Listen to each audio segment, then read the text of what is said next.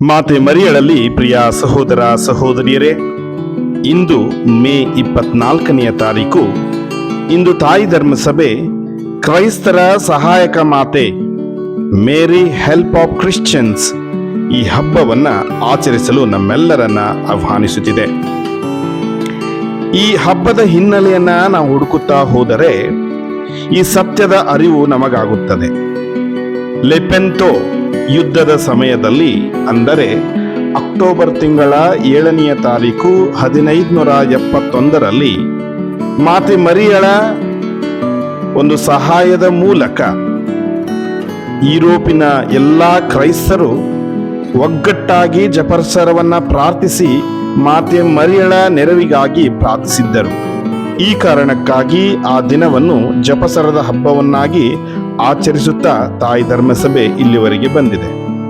ಇನ್ನು ಮುಂದೆ 1573ರಲ್ಲಿ ವಿಶ್ವಗುರು 5ನೆಯ ಪಿಯೂಸ್ ಇವರು ಈ ಹಬ್ಬವನ್ನ ಕೃತಜ್ಞತಾ ಹಬ್ಬವಾಗಿ ಮುಸ್ಲಿಮರ ವಿರುದ್ಧ ಕ್ರೈಸ್ತರು ವಿಜೇತರಾದ ಒಂದು ಸಂಕೇತವಾಗಿ ಈ ಹಬ್ಬವನ್ನ ಘೋಷಿಸಿದರು. ಹಾಗೆ ನಾವು ಮುಂದೆ ನೋಡೋದಾದ್ರೆ ನೆಪೋಲಿಯನ್ ಬೋನಪಾರ್ತೆ ಇವರು ನಮ್ಮ ಜಗದ್ಗುರುಗಳಾಗಿದ್ದ 6ನೆಯ ಪಿಯೂಸ್ ರವರನ್ನ ಸೆರೆಮನೆಯಲ್ಲಿ ಹಾಕಿದ್ದರು. ಅವರು ಸೆರೆಮನೆಯಲ್ಲಿ ತಮ್ಮ ಪ್ರಾಣವನ್ನ ಬಿಡುತ್ತಾರೆ. ಜಗದ್ಗುರುಗಳು ಸೆರೆಮನೆಯಲ್ಲಿ ತಮ್ಮ ಪ್ರಾಣವನ್ನ ಬಿಡುತ್ತಾರೆ. ಮುಂದೆ ವಿಶ್ವಗುರುವಾಗಿ 7ನೆಯ ಪಿಯೂಸ್ ಅವರು ಆಯ್ಕೆಯಾದ ನಂತರ ಈ ದುಷ್ಟ ಬೋನಪಾರ್ತೆ ವಿಶ್ವಗುರುಗಳನ್ನು ಕೂಡ ಮತ್ತೆ ಸೆರೆಮನೆಗೆ ಹಾಕುತ್ತಾನೆ.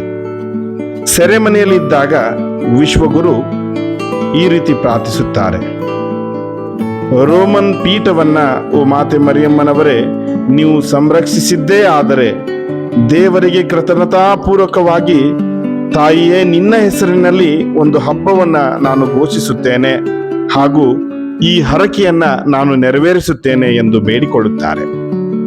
ಮುಂದೆ ಮಾತೆ ಮರಿಯಳ ಮಧ್ಯಸ್ಥಿಕೆಯಿಂದ 7ನೆಯ ಪಿಯೂಸರು ನಮ್ಮ ಜಗದ್ಗುರುಗಳು ಬಿಡುಗಡೆಗೊಳ್ಳುತ್ತಾರೆ.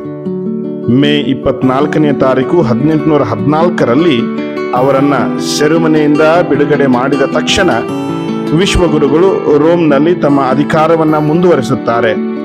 12 ತಿಂಗಳ ನಂತರ ತಾವು ಹರಕೆ ಮಾಡಿಕೊಂಡಂತೆ ಮಾತೆ ಮರಿಯಳ ಹೆಸರಿನಲ್ಲಿ ಕ್ರೈಸ್ತರ ಸಹಾಯಕಿ ಮಾತೆ ಮರಿಯ ಎಂಬ ಬಿರುದನ್ನ ತಾಯಿಗೆ ನೀಡುತ್ತಾ ಈ ಹಬ್ಬವನ್ನ ಇಡೀ ಧರ್ಮಸಭೆಗೆ ವಿಸ್ತರಿಸುತ್ತಾರೆ.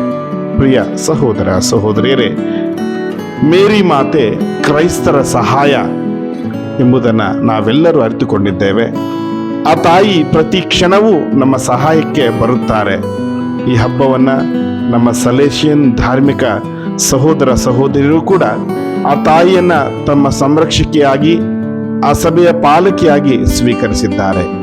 ನಾವು ಕೂಡ ನಮ್ಮ ಕುಟುಂಬಗಳಲ್ಲಿ ಮಾತೆ ಮರಿಯಳನ್ನ ನಮ್ಮ ಸಹಾಯಕಿ ಎಂದು ಸ್ವೀಕರಿಸಬಹುದಲ್ಲವೇ?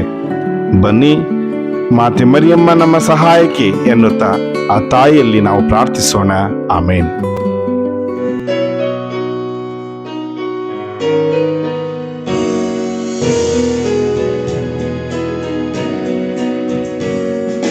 ನಮೋ ಮರಿಯೇ ಪ್ರಸಾದ ಪೂರ್ಣೆ, ದೈವ ವಾಕ್ಯದ ದೇಗುಲವೇ, ಸ್ತ್ರೀಯರಲ್ಲಿ ನೀ ಧನ್ಯಳಮ್ಮ, ಧನ್ಯವು ನಿನ್ನ ಕರುಳ ಕುಡಿ, ಆ ಧನ್ಯದ ಫಲವೇ ಯೇಸು ಪ್ರಭು.